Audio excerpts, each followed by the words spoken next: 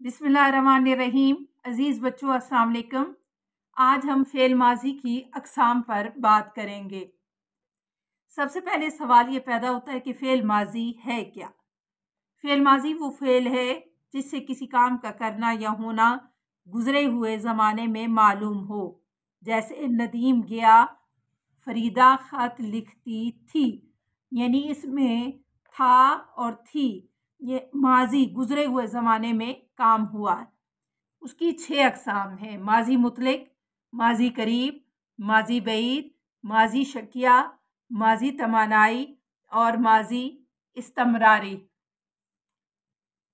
माजी मुतलक क्या है?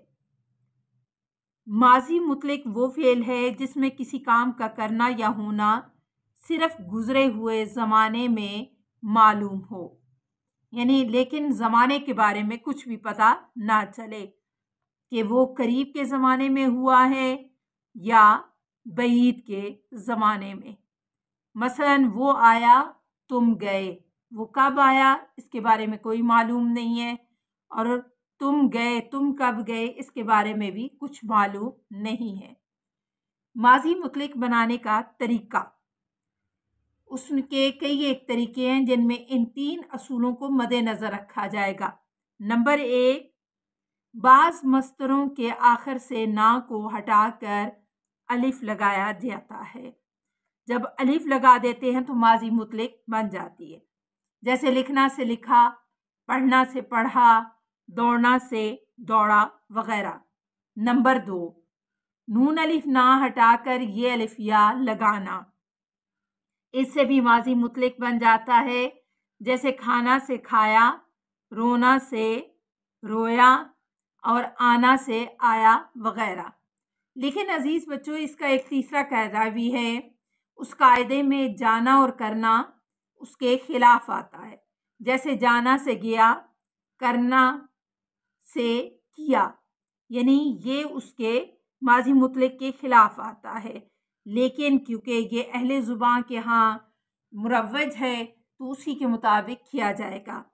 यहाँ लिखना मस्तर से माजी मुतलक की गर्दान की जा रही है ताकि आपको ये पता चल सके कि माजी मुतलक में जिन्स और इन तमाम जो गायब, हाज़र और मुतकल्लम का सीगा है तो उनमें अल्फाज किस तरह से इस्तेमाल होंगे।